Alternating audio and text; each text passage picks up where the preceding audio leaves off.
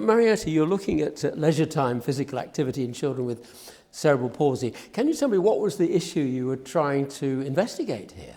We were looking for how many children to take part in physical activity and leisure time physical activity, because there's a lot of different types of physical activity. You've got PE as well, but we really want to know that there's sports clubs, but also when they went out for a walk with their family, playing football in the garden. All these types of physical activity were recorded by the physiotherapists when the children attended for their CPIPS assessment. So physical activity is a very broad term, and are you suggesting that in fact some of the things which children do to expend energy might have been overlooked in the past?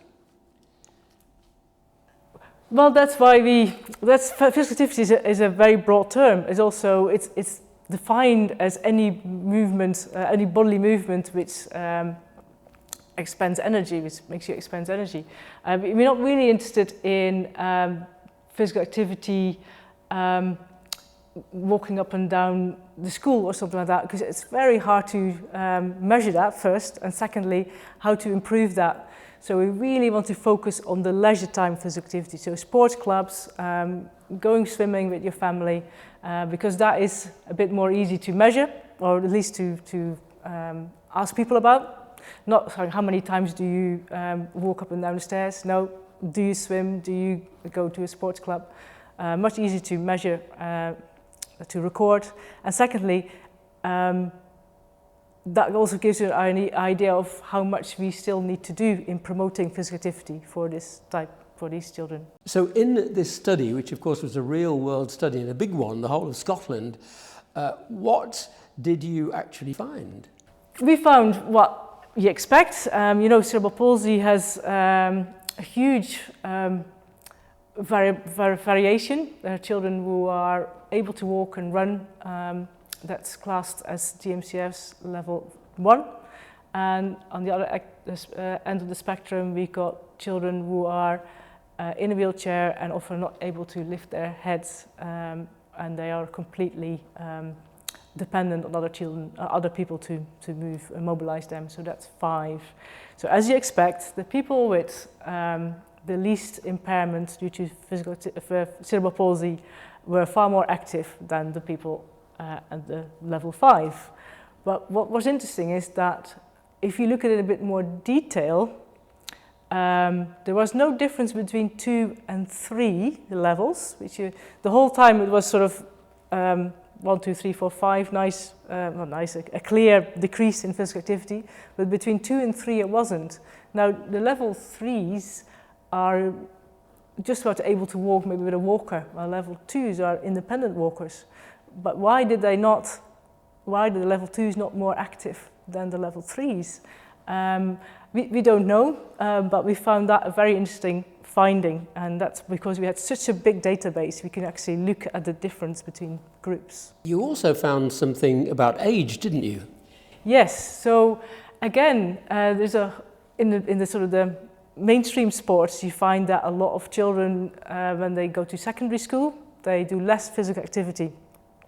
Now, previous studies have been a bit no clear pattern in cerebral palsy. Some found that indeed also in cerebral palsy, people aged 11 to 18 do less physical activity, but others didn't. Now, what we found that actually, if you look at the type of physical activity and also the level of impairment, that had an influence. So the people who are more able to walk, better able to walk, they saw that decrease when they get older, similar as their peers. If you look at the more impaired people with cerebral palsy, they are so dependent on their parents. They're not saying, oh, I don't want to do this anymore. So actually, with the more impaired levels, there was no age effect. And that, again, because we had such a big sample, we could look into the sort of interaction between age and GMCF's level.